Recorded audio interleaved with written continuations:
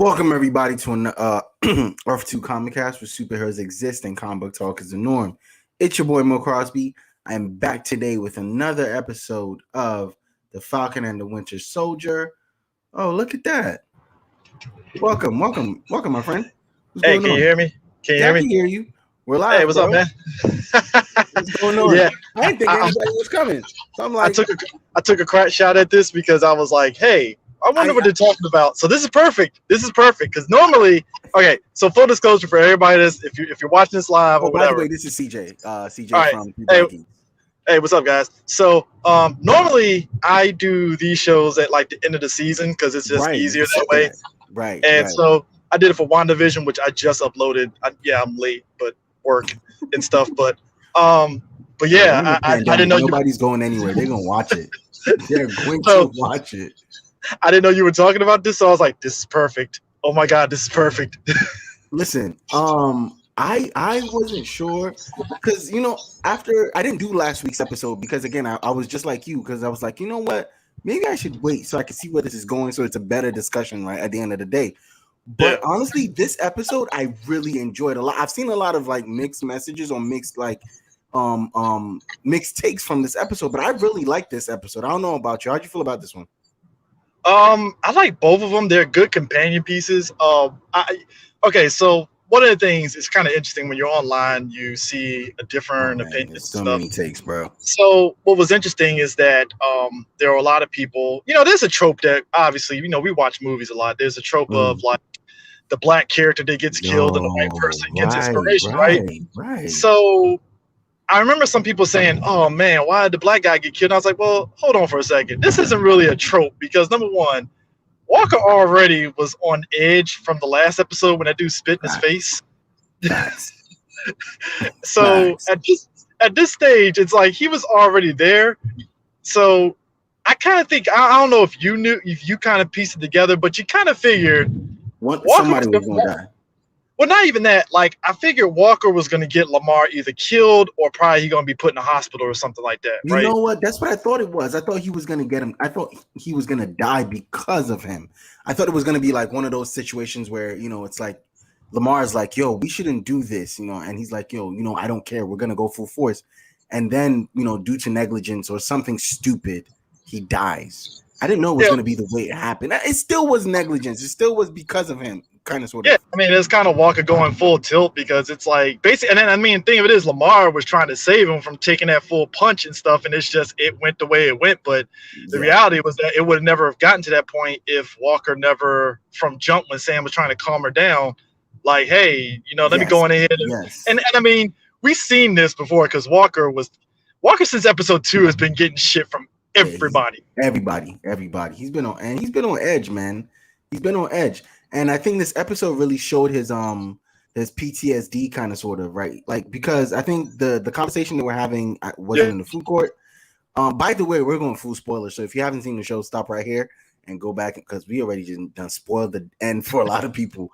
But in the food court, after he had signed the what was it, the thing for the lady. They talked about a situation where in the past, if they had super soldier serum, and I think if you're watching the show and trying to follow it, that's the point where you're like, somebody's gonna die, and it's definitely gonna be Battlestar. Like I think it was destined at that point for him to die when they talked about it. It's like, oh, we escaped so much, we could have helped so many people. But what's the risk moving forward in your mission or the way you're gonna take your mission? I think it was at that point I was like, yeah, he's gonna die. It was the writing was on the wall at that point for me. I was like, yeah, he's done. When did it hit for you that Battlestar was out? They said day one and I have to repeat it again. But hold up, you still there? Yeah, I'm here. Hello? Yeah, I'm right here. Oh, okay. But okay, cool. Yeah, so I kind of saw it coming day one when when Walker's wife sat there in the locker room, right? And all of a sudden he sat there and told Lamar, you're up. And I kind of took it as though Lamar knew his role. I don't know if they were ever BF like compared to like Sam and Steve, but like clearly there was a camaraderie there a little bit. But like kick. That's all I know. It's like he doesn't get anything else, no pass, no nothing. Okay,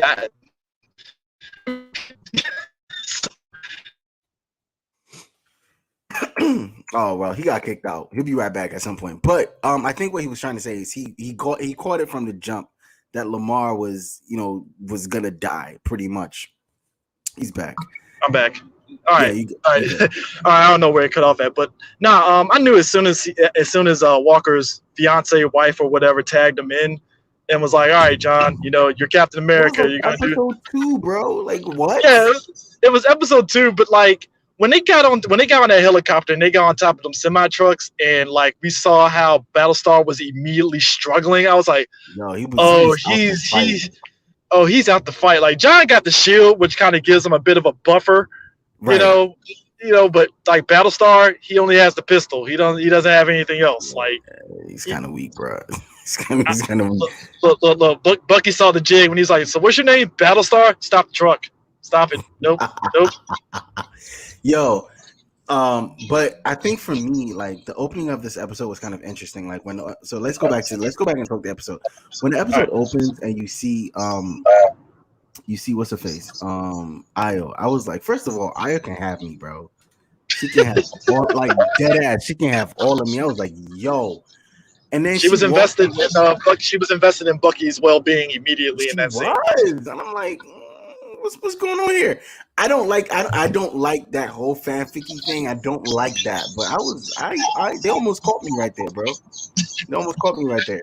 But I mean, look, I'm not saying I'm for the fanfic, but people are gonna do it anyway. You already know that. Oh, it's gonna happen. Yeah, it was weird. It's weird, but nah, she can like in that outfit, bro. She can have all of me, bro. Like no bull. But no, she tells him, look, you have 8 hours to get this nigga out the paint, and if you don't get him out the paint, we gonna get you out the paint. So I thought that was really interesting what she did and how she did that. Yeah, I mean, one of the things that I think was cool about that was that like Bucky, like, look, shout out to Sebastian Stan. That dude was acting his ass off and stuff, like the emotions that he was feeling as Bucky because he's remembering everything, like killing Tony's, folks and just everything he did as Winter Soldier. I mean, and the thing of it is, it harkens back to episode 1 when he killed that dude's son and stuff. Like he remembers that. Mm-hmm. So yeah, it made sense for like him immediately to start bursting out crying, like, "Am I really free?" So, facts, because you can be free, like you can be free of the programming, but all those memories are still there. I think it all comes back after all of that, like what they did. And yes, I 100% agree with you. Right there in that moment, he killed it. He crushed it to me. Yeah, I mean that's like that whole sequence was great. And just look, I mean, I know I'm jumping ahead here, but like I felt in that moment when they were both fighting in the apartment, that was kind of her way of saying, yeah, you're no longer welcome. Welcome back to Wakanda. So best of luck, dog. I you know what? Let me quickly talk about one more thing before we get to that the apartment. I know we're not supposed to get fooled by it, but I am really liking Daniel Bruhl and how we get to see Zemo like expand, because we've seen Zemo and we saw him, I think it was Winter Soldier, but now we're seeing him. Was it Winter Soldier? Yeah, it was Winter Soldier. But now we're seeing him a lot, and I really, really, really like Daniel Bruhl playing Baron Zemo. I like how they're expanding the character, and I like what we're getting from Daniel Bruhl playing the character. I think in the last 2 episodes, he's my favorite character or person on the show. Yeah, no, actually, it was Civil War he popped up in. Oh, yeah, that's right. Yeah, but like, I think, okay, so obviously we were all memeing the whole thing, him dancing. I think this episode solidified that, like, despite everything, because, I mean, everything that Zemo was saying was right about how, like, basically, though the Flag Smashers basically have basically kind of like, nationalist-esque ideas and stuff, like, kind of stuff, where it's like, oh, you just want power. All right, cool. But at the same time, we know Zemo's up to something. He's still bad. Like it ain't no like, oh well, Yeah. he's awesome. I'm like, I no, mean, he he's killed the bad. doctor without a thought. Yeah. I mean, hey, that's his mission. Like, I don't like super soldiers. I know what it comes of it and stuff. Because I mean, just the fact the last episode, like I know you say you didn't cover it, but like he was like, look, I don't want super soldiers, but does that mean I want Red Skull? No, I don't want Red Skull. Hell no, nobody wants that. Right. And you know what he does when he likens, like he really be telling Sam about the super soldiers, and Sam don't ever want to listen to it because Sam is obviously Captain America's like bestie, but like he has, and it's you're right, everything he has kind of said about anyone on the super soldier serum is kind of right, because when Sam was having his sit down with Karli, who I think Karli got to go at this point, and I'll tell you why I think she got to go. When she called Sam's sister, I was like, yeah, you're out the paint. I don't care what happens to you, you got to die. And it's funny that I'm not saying she had to die when she killed those people in the building. I'm not even saying that. I'm saying she had to go when she crossed the line and called Sam's sister, knowing that out of every character on that show, the only person who has her back and really wants to help her is Sam. I mean, yes, she's not getting that from Sam, but that's the only person that wants to help her. But when she called her sister, I was like, yo, get out the paint. Get out the fucking paint. I mean, to be fair though, I think she called her sister to get an understanding of who Sam is, because, like she said, she was like, "Yeah, I'm not gonna kill you. I'm just gonna ask you because you're closer to him. That's just that's your brother.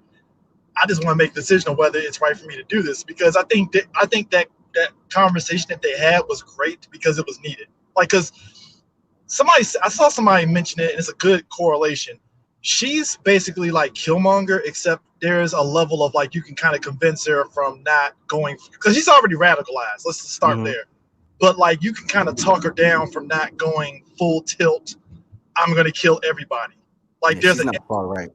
Yeah, there's an innocence there where you can catch it. Like Killmonger, as soon as he started becoming that dude that was going around the world killing people, he was gone. There was no coming back from that. But her, you can catch her because she's, like I said, once she killed those people last episode, she got radicalized immediately. Right. So that was where it was like, all right, there's something there. Like, do I think she should go? No, but I can see them I want her out the paint, bro. I'm sorry. I can see her getting jail time, or maybe she somehow gets on the Thunderbolts in some way. I don't know. I mean, I hope they don't kill her, to be honest. I mean, she's a fine actor. I can't lie. She's a fine actor. I just don't want her anymore. I want, like, I feel like the show, I mean, they've already kind of gone balls to the wall. Yeah. But they should just go all the way with it. They won't, but they should. But they won't. It doesn't matter anyway. Look, you saw what they did with John Walker, so they are going all the way with that's it. What I'm saying. They've kind of gone, but I think there's a line that they won't cross, and I think she's the line. Like, we might get the rest of the Flag Smashers out the paint, but she might not. She might be the last one standing.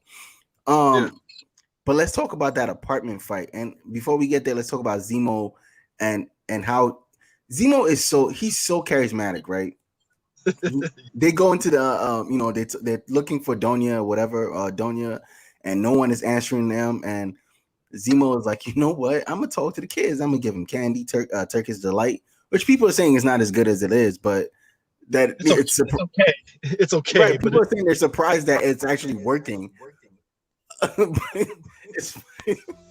No, but they, he gets the girl to like be his like little like eyes and ears on the street and all that good stuff. And what I really enjoyed is how he's playing everyone. Like, he's trying to make sure he's outside as much as possible. Like, he knows his time is coming, and he knows his time is going to be up at some point. And we kind of saw a glimpse of it when the Dora came in. Bro, listen. When the door came in and they were talking, and next thing you have, no. First of all, it's John Walker. He comes in.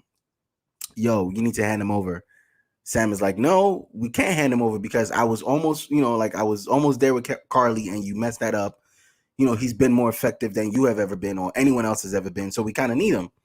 Next thing you know, you see the spear. Once you saw the spear, I felt like it was about to turn up. I didn't know it was going to turn up that much. I didn't think it was going to turn up that much.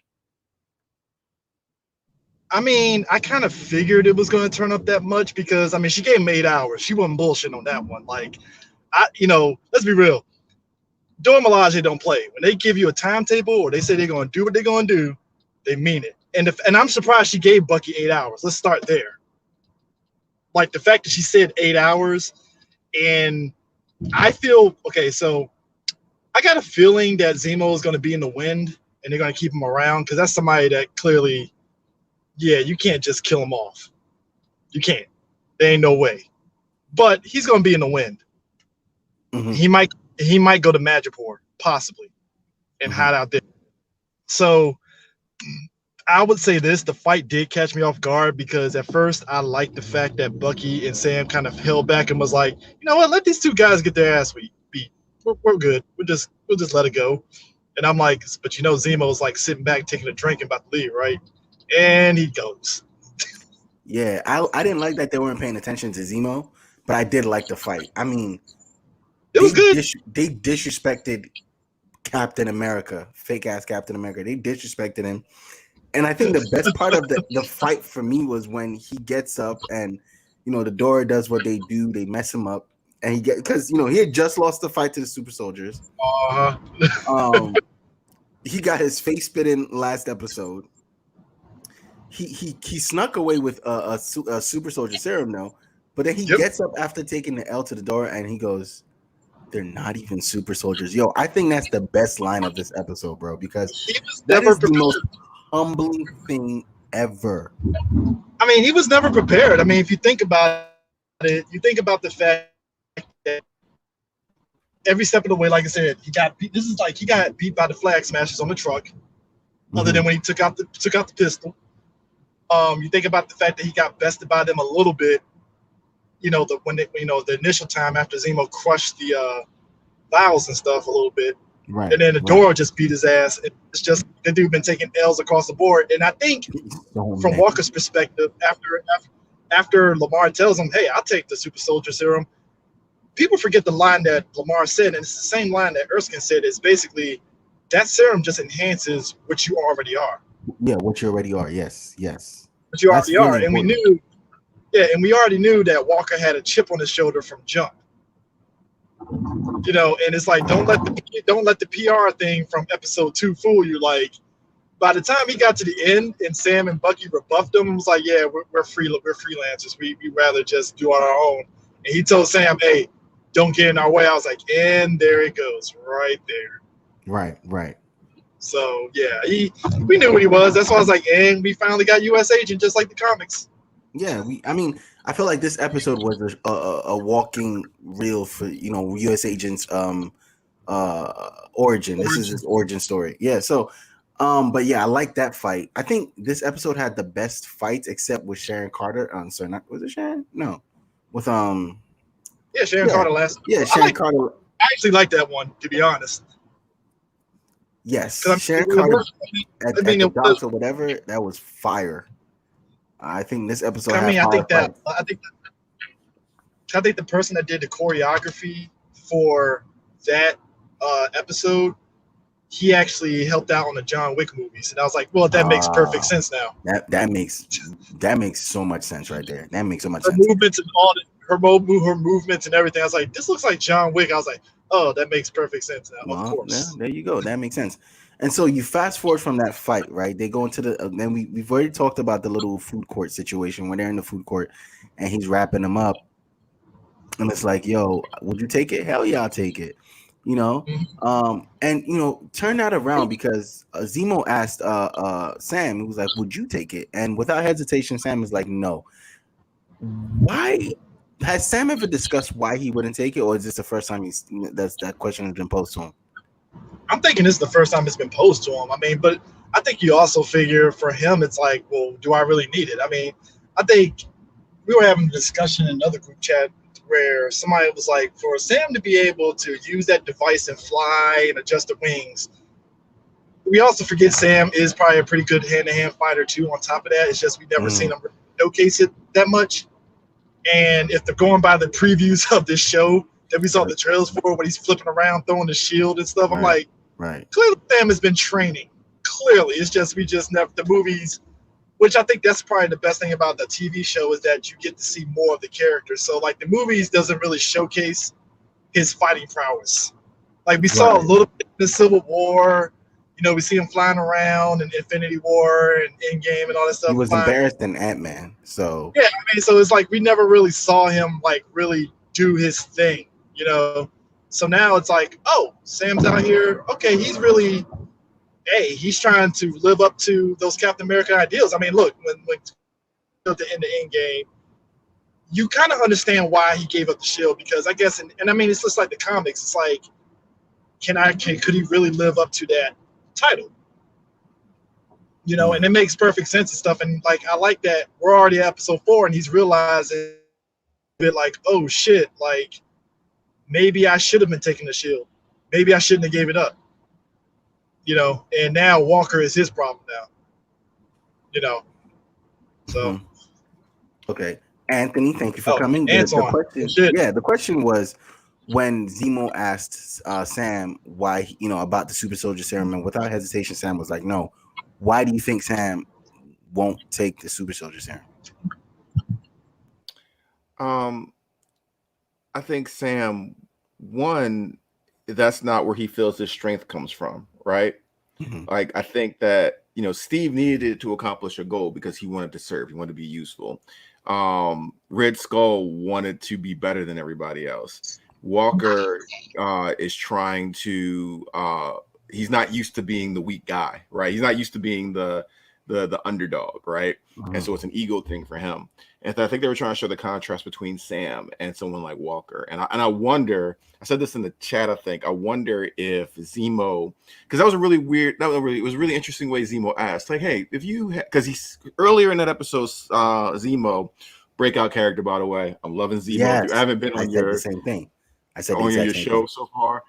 Zemo is not even like, Zemo is just like spitting knowledge, right? Like he got some jailhouse woke in him.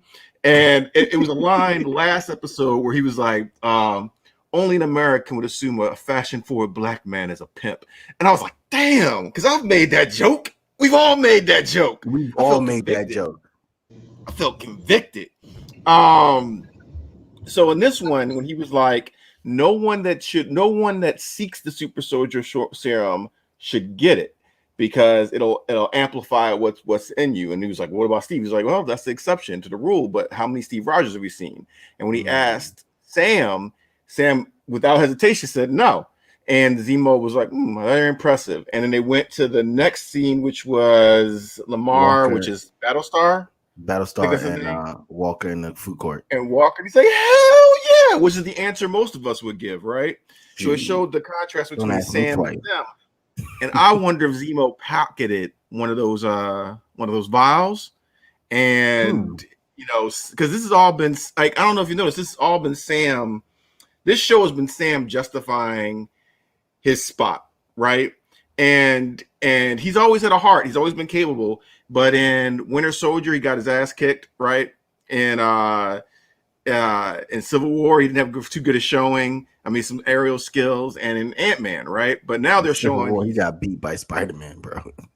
Yeah, well, I mean, Spider-Man caught that metal arm too. I love that scene. But in this show, we saw that he's learning languages. He's a military operative, so he's already professional in that way. His flying has been like what I imagine Angel from the X-Men would fly like.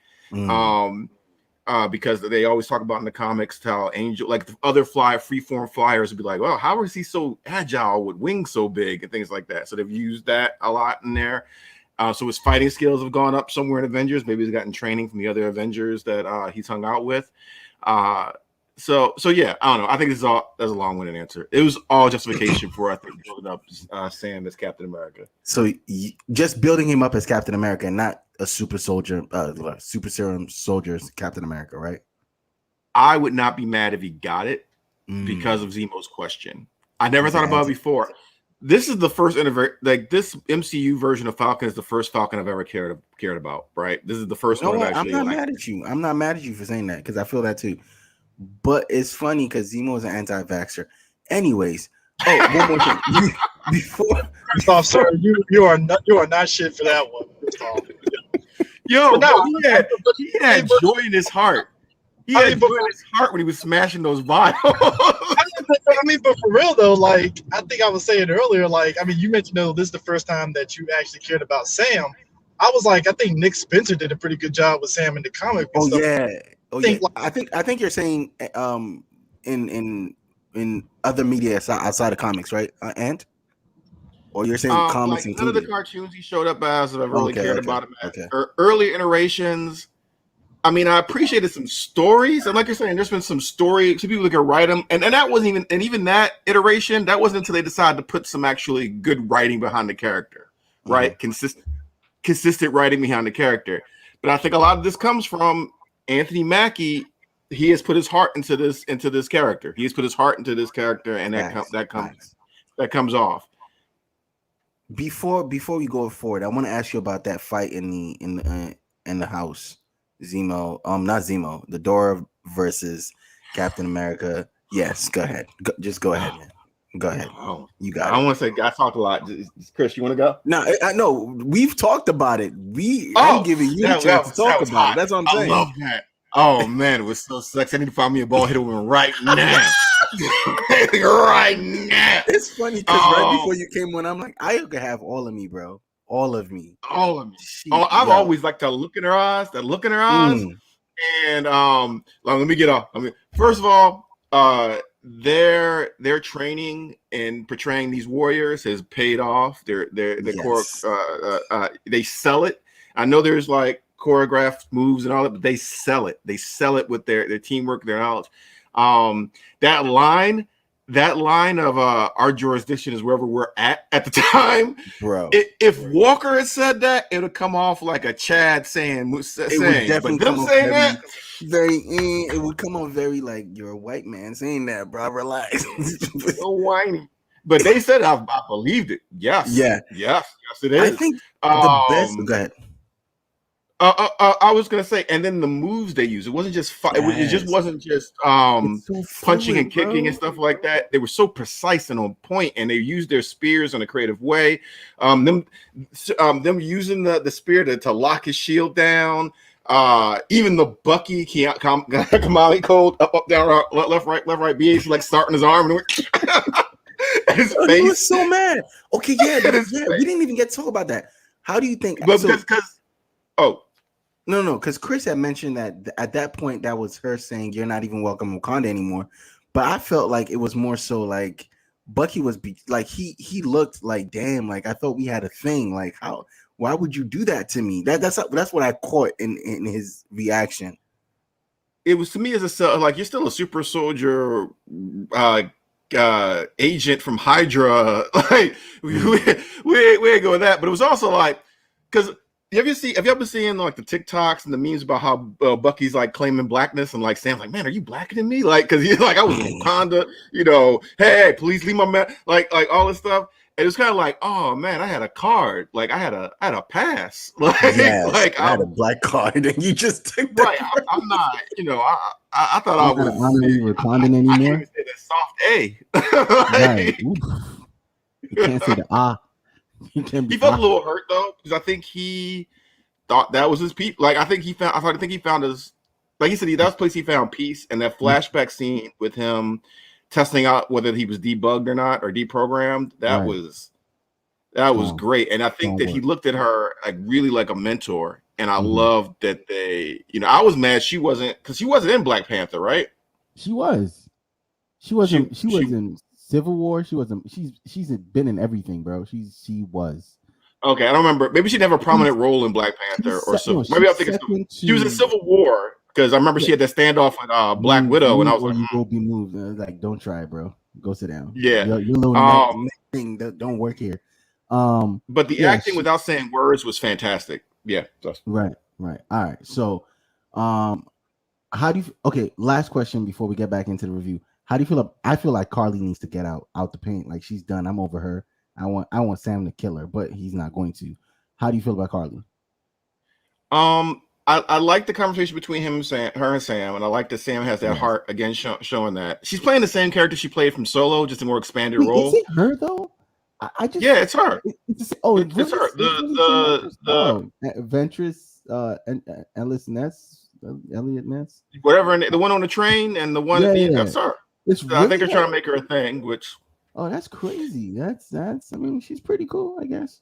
I like how she made a speech about See, I don't know. I think usually these things would annoy me, right? Because I just want my superhero movie. But the way they're incorporating politics, race, like her saying, we need Captain America to look like us, and times have passed, stuff like that. Those are all really great arguments. And how she's like the Magneto. She gave me like a real Magneto vibe, right? And I appreciate that because I might show up with Magneto, but Magneto, you went too far, man. You're a Magneto apologist. It's okay. We know that. No, I'm just saying, like, he'd be like, yeah, Magneto, I'm all for you, man. You're right. You're right. You mean my mama gotta die? I mean, he did. I mean, you are. So everybody's a Magneto apologist.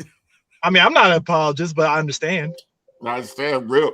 Look, this is what I would say. This is what I say. You gotta look at perspective, right? If I'm a human in MCU right now, and I find out Wanda Maximoff is a mutant, I need Sentinels. I'm voting for Sentinels right now. If I'm a mutant, hey, Magneto got some points. It's like I said earlier, though, before you joined in, and it's like, I'm not cool. I think Sam made a good point. He's like, hey, look, I'm on your side. I just don't support you killing people. That's all I'm saying. Like, hey, I get it. Right. There was no reason to kill those guards. There was no reason to kill those guards. And you know what's funny? I didn't think she should have gotten out the paint at that point. I think when she called Sam's sister and she made the threat, she was like, well, if I don't kill him, I'm going to come see you. And that was kind of a dope scene, though. And when she said the kids' names, I was like, die right now. I was like, I don't care. But you know what this show has showed me, though? It's kind of weird. Is that if Captain America doesn't have a shield and you hit him with an AK like the entire clip, you can kill him. That's it. But keep going. But for some reason, go ahead. I thought that was a really good because that's a trope, right? Calling the family, but they did a really good twist on it and saying like I think she really liked because that whole thing, you lied to me, this was a setup. I was like, how many times have we seen that before, right? Right. So her calling the family and being like, I actually like your brother and I don't want to kill him, and killing him doesn't really do anything. What you're saying is killing another black man in America don't mean much. I got to kill that white guy with the shield, and going from that, and then even Sam getting her in the wordplay of you're a supremacist, and she's like, no, I'm not. I'm against those. It's like it's really easy to become the thing you hate. It's really easy to adapt from the trauma you suffered to adapt the negative behaviors of people that have oppressed you or abused you. That's why the chain of oppression or chain of abuse is so hard to break sometimes in families, right? You grew up saying, I'll never do that. Right. And then but that's you've learned how to react to certain stimuli. And that's what we're seeing here. And it's really great. And it's really great that Sam understands this as a counselor. And there's still chance because she doesn't want to be the bad guy. Most people don't wake up wanting to be the bad guy of the story unless they think that's this place of safety. And I think that the show is trying to show us this. I love that Sam's a counselor coming from that. And it's just a great scene. I'm trying to cut it short because there's so much I want to say about just the. So we're back in the review now. We're gonna move from that point and we're gonna go to. Thanks for indulging me, Mo. I appreciate. No, it's cool. It's cool. Yeah, we kind of talked a little bit about that. Yes, I did. We kind of talked a little bit about that. We kind of talked a little bit about that. We're trying to move on with the review, the rest of the review. So we are now back where Sam is now with Karli, angry. You called my sister. Why would you do that? Like mad, and it's like I'll go alone, but this time Bucky, because the first time Bucky let him go alone. Sam wants to go alone this time, and Bucky's like, nah, I'm going to go with you, even though the instructions were come alone. And when they got there, I didn't think Karli was gonna, because again, as you said, Karli likes Sam, or she has a kinship towards him, or she feels like he understands her plight. And so she didn't immediately react to him. I mean, she said, oh, of course you didn't come alone, but she didn't immediately go like, oh, you didn't come alone, everybody dying, right? She was like, okay, of course you didn't come alone, all right, whatever. And they have a little talk right there, and then Carter helps them again, Sharon helps them again, and boom, we're now moving from that scene. How did you feel about that little meet? I mean, for me, I was kind of shocked that she didn't sit there and buck hard when she saw Bucky there, but I guess it was to a point to where she trusted that Bucky wasn't going to do anything and stuff. I think, like I said earlier and stuff, I feel she trusts basically everything Sam is doing is basically what Steve would have did. It's kind of like de-escalate the situation, not going in there gung-ho and stuff and just talking it out. Like we saw Steve do that multiple times throughout the whole series. Like even when he saw Bucky, when he was brainwashed, he was still trying to talk to Bucky. I was like, dude, he's trying to kill you. Like, why are you trying to talk to him? Like, he's trying to murder you. And I think Sam talking to her, it harkens back to when we saw him in Winter Soldier, where that's what he does. He's a counselor. He does those things. And I think that's what puts her at ease, where it's like, I don't want to kill you, but damn it, I can't kill you because you're too nice and fuck, and I don't know. It's like what I said earlier. It's the fact that I think she's not gone. She's not far gone. She's radicalized, but she ain't far gone yet. So, yeah, I think if Sam wasn't there, she definitely would have been like 100% Killmonger all the way, essentially. So, I think even hurt people can tell somewhere where you're being genuine or not, right? Even if they don't want to fully trust you. And I think that's why there's no point in lying. Like something when I was in school is like, don't ever lie to the clients. Don't ever like try to BS the kids when you're working with kids, because they'll be able to tell if you're genuine or not, right? And I think that's one of the things we're seeing with Sam, bringing that counselor mentality into that situation. I like that Buck went with him. Like, no, I'm not coming alone. But I also like that Buck trusts Sam, right? Like the trust, even when they're bickering to fight, Buck trusts Sam as like a moral compass. Even if he won't do what he says or always follow his lead, the trust he showed in this episode was like phenomenal, and I really like that relationship. Yeah, I mean, I thought it was good. I also thought it was great that we saw just having super soldier serum versus actually having training, right? So you saw how Buck was able to handle them, even though he still has an imperfect version of serum, because they're not trained, right? And some shows and some stories would have tried to make them on par with Bucky and even U.S. Agent. I'm not gonna call him, the other name. He's U.S. Agent. Yeah. He's U.S. Agent. And showing that there's a skill level there, not just getting the power. So I don't know. I like that whole I like the whole conversation. I like that she was distracting them with the conversation while they would do the other thing to not kill him. And I feel like she doesn't want to kill him. I think she might if it gets too extreme, but I don't think it's gonna get there, because I think again we got the mention of the power broker one, and now that we've gotten to the we haven't gotten to the end of this episode, but I don't think she's gonna kill him. You get to I was about to say the warehouse fight. You get to that fight. You have Captain America bust into the building. He's annoying as Captain America because he's shield. He's always like first in, like shield first. I mean, I guess it's his training, first in, last out type thing.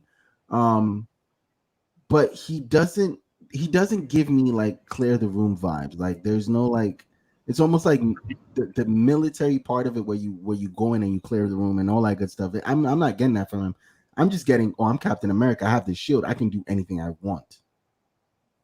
Because he just busts in everywhere. I mean, to me, I feel that is that military training kicking in. Honestly, I want to know, he got them Purple Hearts and stuff or whatever. I'm like, so what happened? I was like, what happened for you to really like shit to go crazy and you really losing your goddamn mind and stuff? Like, what happened? Like, did you get your squad killed and you just didn't want to admit it? Like, what happened? Like, and on top of that, we gotta talk about Winter Soldier and them knives. Apparently, that dude loves throwing them knives, and that dude just threw it at that one soldier at his head and was like, "Yeah, so we're done, right? All right, cool." Real quick though, calling it right now. Sharon is the power broker. Yeah, I was gonna say that too. We all agree on that, right? Like, she's the power broker. Like, last week, I was thinking, okay, maybe she's adjacent to him, right? Like, I'm thinking, all right, maybe she's adjacent. But then she was like, "Yeah, I think I have a satellite or two," and she's just sitting in that room. I'm like, I don't see anybody around. You did something with that super soldier serum, didn't you? Okay. Oh, that would be interesting. I still have it as the guy who gave U.S. Agent his shield. That's who I have. We saw this coming because you saw how jaded she was when she talked to Sam and was like, "You still believe this bullshit? Like, come on, dog." So, and I mean, granted, that's because she helped everybody, and it felt as though, hey, they abandoned me after Civil War. What the fuck? Like, I didn't get a pardon, which clearly means she didn't get dusted. So, so yeah, she's the power broker. I just want to know what was her end game to just with the soldier serum. That's all I want to know because, yeah. So I get more vibes from U.S. Agent of ego-driven cop, right? Where we see the cop that is the saying that TYT has a lot of, like, the biggest crime in America is saying no to a cop or disrespecting a cop or anything like that, and then they take it to the next level because they can. Because who are you, right? And that's the narrative that we got from there. And I don't have the extensive military background, so there could be another element of there that like PTSD and things like that that Chris is seeing. But you could be right on that one because like I said, when him and Lamar were having that talk, and Lamar kept telling him, dude, you got like 3 Purple Hearts. I don't think it's Purple Hearts. I think it was like National Medal of Honor. Yeah, 3 Medal of Honors and stuff. Like Purple Heart's injury, right? Yeah, I think Purple Heart's injury, but like he has like 3 like national medals and stuff. And just look on his face, like, I'm like, dude, what the fuck happened? Like, Jesus Christ. And I think maybe it is part of him felt like he was not powerful enough to help his comrades during those situations and stuff, hence why they probably died, and he's alive. So you're probably right in that aspect of that's probably where it's coming from too, part of it. Doesn't mean that I gotta sympathize with it, but it's like you at least get where it's coming from, his motivation, right? And it's also could just be, remember the doctor, is it Dr. Zoloff? I'm making him up. Who's the doctor that gave Steve Rogers the formula, the original doctor? You know what I'm talking about, though. Zola. Zola. Erskine. All right, I'm gonna get Zola's the other guy.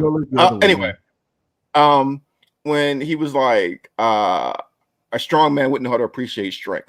Right. So I wonder if we always took it as they were talking about Red Skull, but maybe this is because he's the Captain America the military would have chosen. You know what I mean? If they took this guy and Steve Rogers, they probably took this guy. He has, and he doesn't really appreciate strength, right? He doesn't appreciate, and his power comes from a place of having authority and his athleticism, right?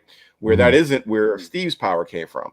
Steve wasn't there's a great line of comic where I think it was Ultimates, where they go to try to find Captain America, and he's like, why? Like, I'm stronger than some people, and I'm, a little bit faster, but I can't change the tide. It's like, no. It's not just that. It's your heart.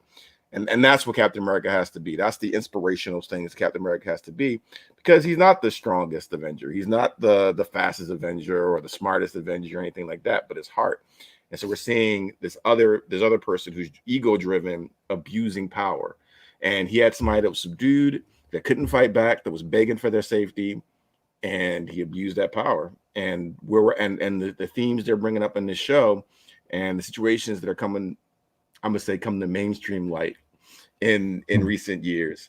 I don't know. That's what it spoke to me. But I think maybe, just listening to Chris talk about it, maybe it's a combination of those things, because these behaviors are informed by something. So maybe we're missing the key part that we'll probably get. This is Marvel. That's what made Marvel better than DC when I was a kid. You go Marvel villains, you go, that's kind of rough, but I understand where you're coming from. Right. You're not evil for no reason, type of thing. That sounds like what every Magneto sympathizer says. So let's talk about the final fight. The final fight. I enjoyed that entire scene. First of all, my favorite line from the final fight was, "Stay there, okay? Don't get up." When Bucky handled that one dude, and like, it's one thing where Bucky could have just not, it's like, it was like an annoying bug, a fly, an annoying kid, a kid that annoys you, and Bucky's just like, you know what? Let me deal with this guy real quick. Jump down and kick the crap out of him. Sparta kicked him into the wall and said, "Stay there." I like that little part of it, because again, like Ant said, it's like, yes, you're a super soldier, but like there's levels to this shit. You're not me. Like, and like most shows, as you said, because they're super soldier serum, they already know how to fight. And they're street kids, and because they're street kids, they know how to handle themselves. No, it doesn't work like that. Bucky's been trained, and I'm not gonna bait you. I'm not gonna let you bait me into that. I'm not You going, know it. I'm not going You know to it. debate. You see the glint in my I'm eye? not You gonna see lie. the glint in my- When I said that, Right. I was playing. Right. Here we go. When I Right. said that, I was playing it in my head. I was like, he's gonna say it, but let's keep it. Let's keep it moving. But no, I like the fight, and then like, and I think the look on the face of the one guy, because he ran away. He was like, "Nah, I'm not getting paid for this. I'm not fucking like." When Captain America, folded the little steel pipe, and he was like, "Oh shit," and took off. That is me, because you are not paying me for this. I'm not getting paid for any of this. I'm being hunted. You're not dying for the cause, Mo? You ain't dying for the cause? Ain't Over in Magneto Sympathizer Camp, we believe in our stuff. Well, you saw what happened at the end of the show, right? Go ahead. Play with him if you want to. I'm not like. I don't know. The look on the guy's face when he bent the pipe was like, "Holy shit, he didn't do this before." Okay, Right. wow. Yeah, wow, this is new. I don't know what to do. Talk about it? Can't we talk about it, bro? Like, we need the violence. We don't need the violence. Right. He was like, "Oh shit," and took off. Just a week ago, I was folding you on the top of the truck, and now you're doing this. Like, damn. You know what else I really liked? That it wasn't just it wasn't just fight. That moment was a little funny. It was like it was like a little but it was they took a little break in the fight to just give you a little something. And then when you got to the point where this guy bites the bullet, I thought it was interesting because he's more of a friend to Walker than Walker is to him. Am I the only one that catches that? He's what? Oh, he's more of a friend. You're saying the friendship is one-sided. It feels very one-sided to me. I feel they were co-workers more than friends. That's just me. Yeah. I don't know. I think he genuinely cared because he was the guy that kind of kept Walker from not crossing that line. Because let's be real. Walker is first and foremost a government PR campaign, right? So like they need Walker to be the face of the government and stuff. So he can't really cross that line. I think once he died, it's like, oh yeah, your good side of you is gone. So you see that for the final thing where he kills some people in 4K and everybody got him on World Star. I'm like, oh boy, the government is not gonna like this. There ain't no way to spit that. I mean, I'm still mad that they gave him a black friend because Cap had a black friend. But this is what I thought. I thought Mystery Men for some reason and Captain Furious. That's what I thought, or Mr. Furious. It was like like that's what I pictured. I don't know, man. I think it was a quiet scene that everybody stopped and was like, "Oh crap, what happens now? What happens now?" Because he's unstable. He's clearly unstable, and Buck caught that. And I wonder, is you think Bucky's a pacifist now?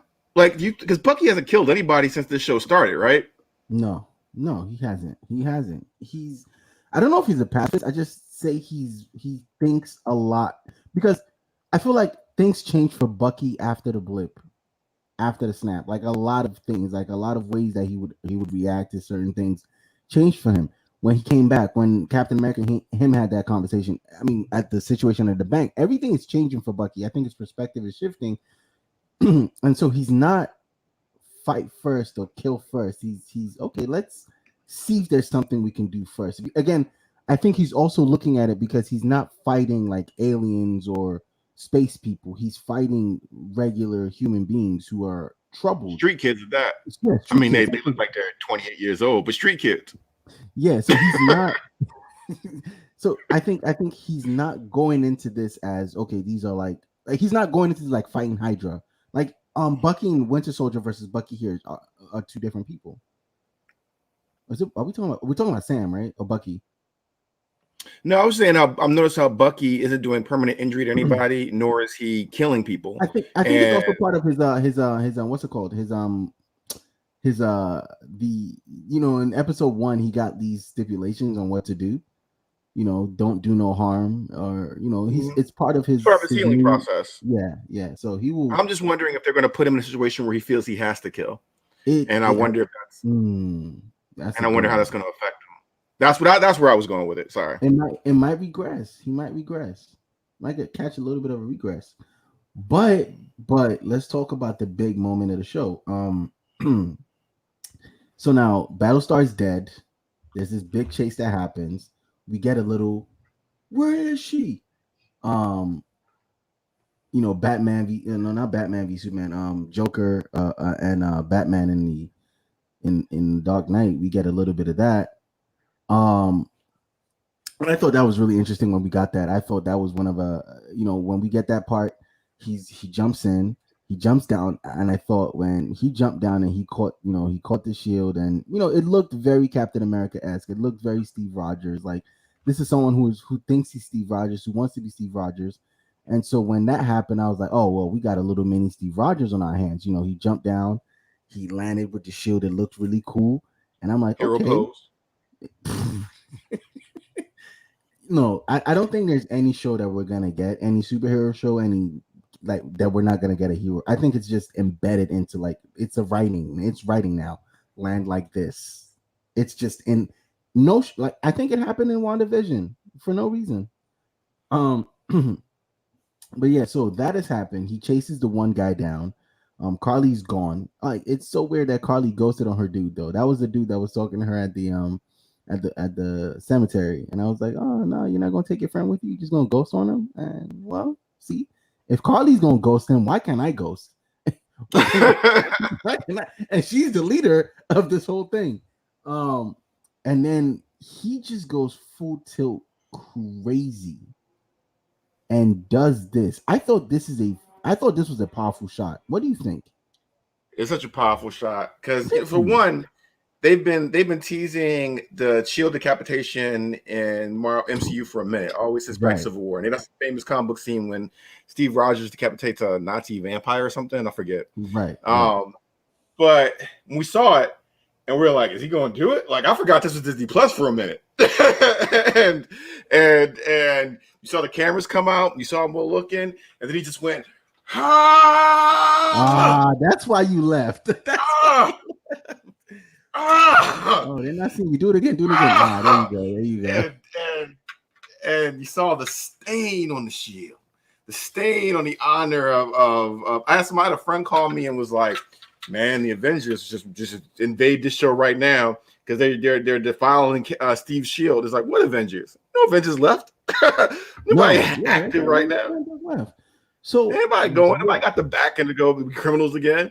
And to have to watch this legacy besmirched, and the people just watching it, it was crazy. How did crazy. And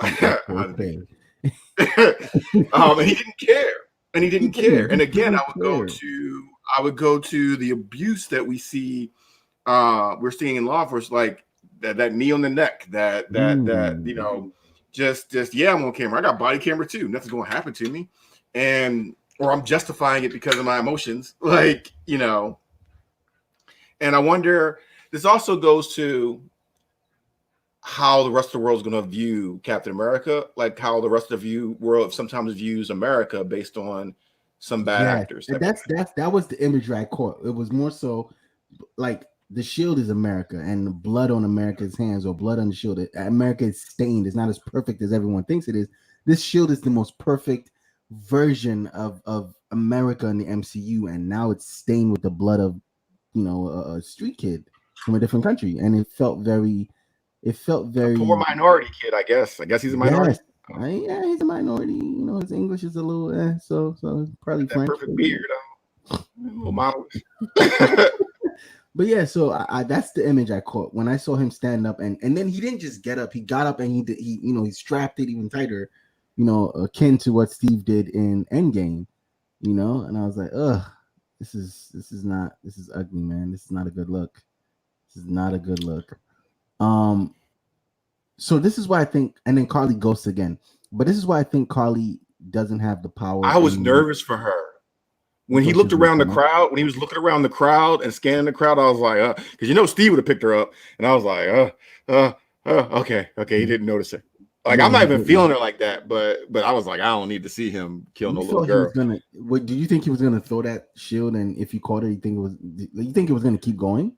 Well, First, I'm going to say that shield is really inconsistent with what it does, and sometimes it goes through walls. Other times, it gets by the neck of the head. We've covered this in so many MCU. No, I'm saying in so many MCU reviews. This shield is magic at this point. Yeah, but didn't know what. But he didn't care. He had that kid's blood in his hand. And I think if he had saw her, she was done. Is she the one that actually kicked Lamar? Is she the one that kicked Lamar? Yeah, she's the one who punched him. It was a punch, and then he got. When so you think he's letting her slide? You think he not going to try to do? And who? Yeah, the only person there that could possibly stop him is Buffy. I'm not Buffy. Bucky, but Buffy could have stopped him. But Bucky, who he got there late. He got there late, and we don't know. I mean, this guy is trained, and he was like a super athlete before the super serum. So is he stronger than Bucky now? You know, I'm gonna watch it. You know what I do like though? I do like that Lamar died. And take it how you want to take it. I don't usually, you know, in shows like this, you have someone like get punched through a wall or into a wall, and it's just boom, and then and they're like, oh, I'm hurt, I'm bleeding, or they cough up a little blood and nothing. I like that it wasn't even like, you know, it was like, yo, like he's a regular human being taking a punch, like, because he took a punch earlier and flew off the truck, and I was about to say Steve, and Captain America threw the shield and he landed on it, and he didn't seem hurt. Well, let's be honest. He got knocked into a shield off a truck. Let's be honest. As we get older, we are very aware of back pain and back injuries. Yes.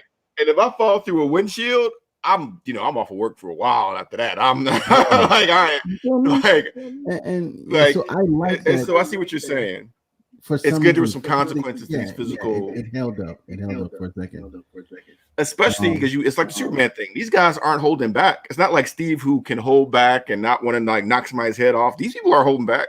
They're punching full force. Are you talking about Superman taking the warlord through a wall? Yeah, it was one of those things where, like, remember in the comics, they thought that Supergirl was more powerful or stronger than Superman. She was going around doing this stuff, and he's like, man. And at one point, he said, no, it's not that. It's the fact that I pull my punches all the time. Like I have to show restraint all the time because I can literally just kill somebody with the slightest gesture type of thing. I mean, it was even done in the comics, right? And not in the show. When he hit Darkseid, and he was like, I always gotta feel like I live in a world of cards. I always gotta hold myself back. But you can take it, can't you, big man? You can put that in a porno too, and it work.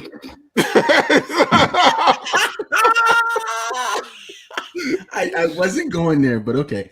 No, so consequences. Because I think that's what next episode is going to deal with, right? Yeah, I mean, we only have 2 episodes left, right? Yeah, so and let me also, I appreciate the length of these episodes. Like, I feel like I'm getting a good meal in. It's like a little tease, a little half an hour, 20 minutes, something like that. I'm getting a good meal, and I can. Like the end of an episode is an actual end of an episode, and not something like a cliffhanger. You know, it's an end. Yeah. Right. I'm interested to see what happened next, but I just got me a full mini story, right?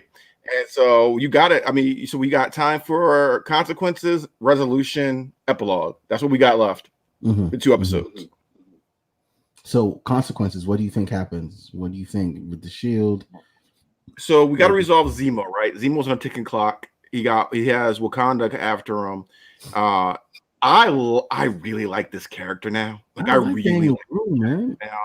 And I need him to get away or to be a part of a program. I want me some Thunderbolts action. I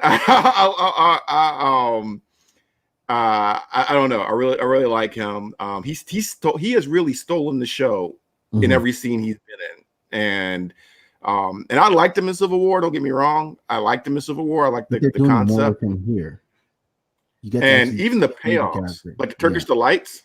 Like the Turkish delights of like, oh, they're irresistible. My son used to, and they give them the kid, talking to the kid, kind of creepy. Wanted to grab my daughter, be like, don't talk to strangers. But again, these are kids who probably got blip back, and so it's like shit. Anyone with food right now is you're starving and you don't have sweet. You never, Turkish delights. You ain't getting no Turkish delights in the ghetto, but like he still has a show. So we got to resolve what's going to happen to him. And I hope they keep it that he can stay in the MCU. but you gotta give us a good reason for Wakanda not to take his head.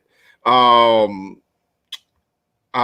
got a resolution of Sam, his family, and his place in the world, so that how he's going to become Captain America. Is he going to be Sam as Captain America? Is he going to get the serum? In my opinion, I think the serum is like a 10% shot.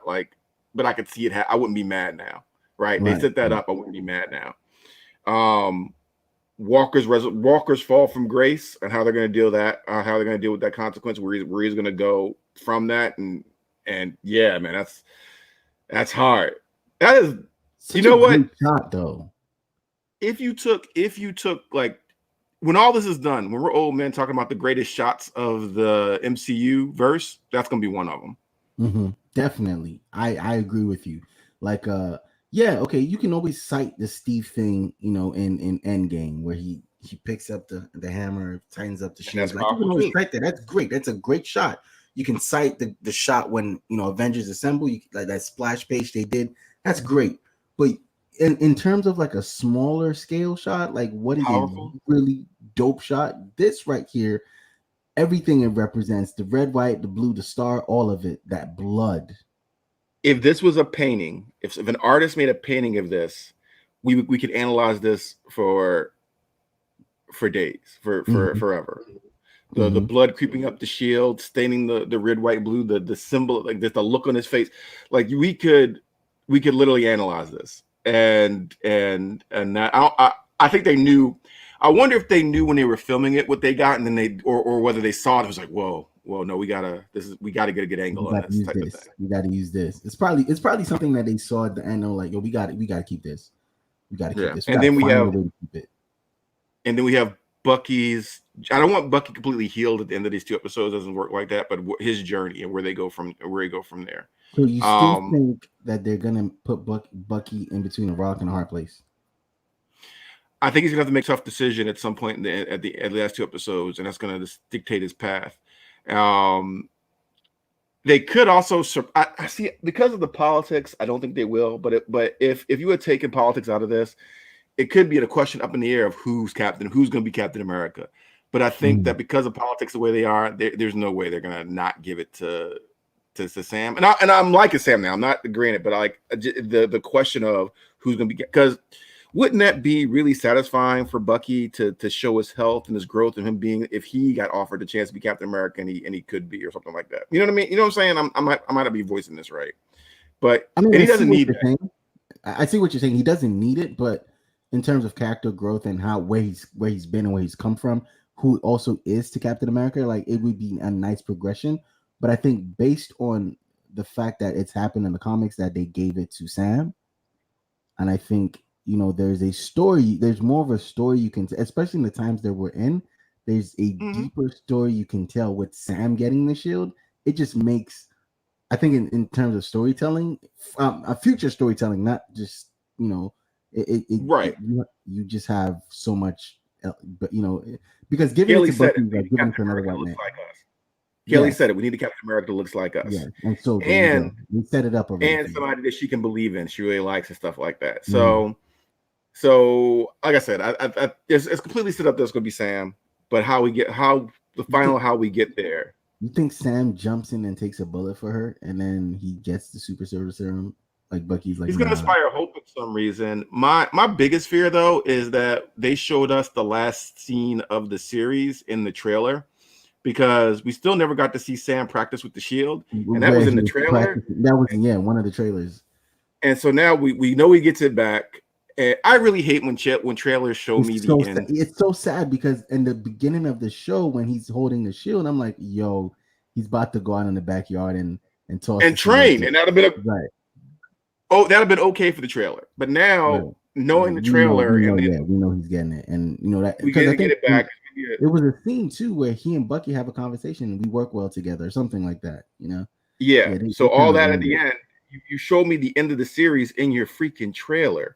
Yeah. And I hate that. I was trying to keep that to myself for a while because I was hoping I was wrong. But when they didn't open the show like that, I just knew that was the end of it. Or again, it's Marvel. They've done this before, especially with the Hulk in the Endgame trailer. Do you think this is that you don't think that's what they're doing here. I mean, think about the way it, and again, I hope I'm wrong. And I hope I'm wrong. But you see Bucky coming up to him while he's training to practice bouncing it off, because we've only seen US Agent do a single target and come back. Yes. And Steve was able to like hit 4 guys on a motorcycle, catch it, keep on going type of stuff, right? And that's the true like shield slinger. I don't know if that's a phrase, but shield slinger, him blah, blah, blah, blah, blah. You know what? I'm Cap now, kind of thing like that. I think. Crap! Does that further lend to the fact he might be a super soldier because he can do the bounce off the thing? What I was saying. I was just about to say that, because I think the reason why Cap can do that is because he's a super soldier. We saw Walker throw it once before he took the serum. So, hey. Oh man, we just figured out the end of this. Goddamn. and that's what he did. That's what Chris was saying. He was like, you know what? He likes doing shows like this at the end. That way, it's like it's one big episode, and he just talks about everything. That way, you're not walking. Because again, what if we're wrong? This is what happened in WandaVision. We talked about it every week. We gave theories every week, and a lot of people were wrong. I'm good with being wrong as long as your ending isn't dumb and the thing for stuff like this. Yeah, I enjoy coming up with theories. I enjoy being right. Yes, we do.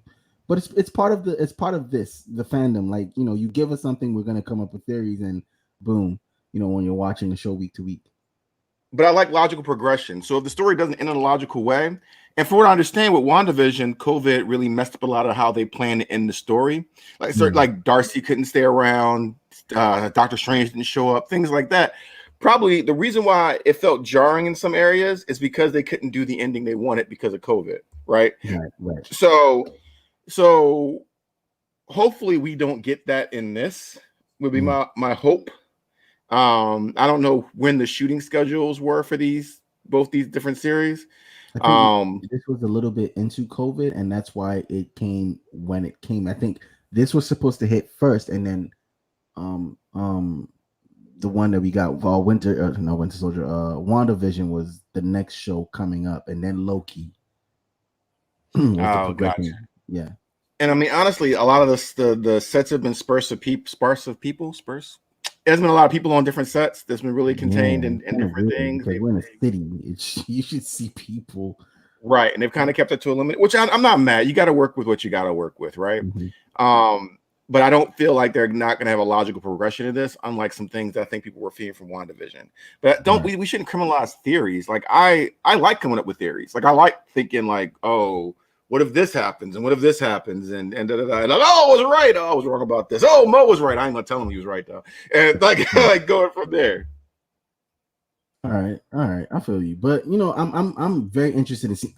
Like, I'm super interested in seeing where this goes. I want to see the consequences. I want to see how I was done. Like, I don't think. Do you think they're taking the shield from him next week? I don't know. I don't think so. I would like to see them take the shield away from him, though. If it happens, it'll happen at the end. But I mean, like I said, we already saw the end shot of this in my mind. We've already seen the end shot of this. I think they're gonna be like, "Yo, you got to give up the shield," and he's gonna be like, "No, fuck you guys." Is America gonna take the shield? Yeah. We don't really know his command structure, but I could see them saying that because it went viral and him not giving it up. And then if Sam takes the shield, who's gonna question it? Like Sam is famous, right? Sam is the Falcon. Sam is Steve Rogers' partner. If this guy disgraces the shield and Sam takes the shield, what government agency department is going to be embarrassed enough to try to arrest Sam for taking Cap's shield back from a murderer? Because he gave it up, and he had a whole thing in giving it up. He stood up there, talked about the ideals and everything, and said, "You know what? You can have your shield back." And we don't even know what the public knows about Cap's disappearance. Like, we don't know if they think he died in Endgame. We don't know if they, we don't know what the public knows about, I'm more curious than not if we're somewhere. Huh? Is there an old man Cap somewhere right now? Yeah, and I'm wondering if we're gonna. My big question mark is if we're gonna get a Steve cameo at the end of this. Yeah, and I think that's. My jeans are turning. I think we're gonna get one. Anyways, Anthony, thank you so much for coming on when you came on to talk the Falcon and Winter Soldier. I appreciate it. Hopefully you're here next week for episode 5. I can't wait If to I'm see invited, I'll come. Of course, you're always invited. What do you mean if I'm invited, I'll come? You're always invited. I'll be like, y'all, we only have 2 light skinned guys at the same time on the. It's too many. Yeah, it's too many. That's why Chris had to put a picture.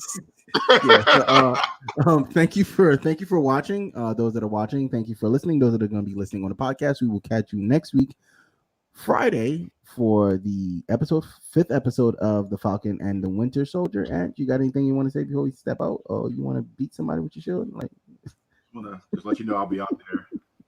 The shield isn't tarnished yet. That blood will come off. That is the Snyderverse. Like, this is, if Zack Snyder wrote Captain America, this is exactly what would have happened. But anyways, this is the different universe. We'll see you next week for the next episode. Peace.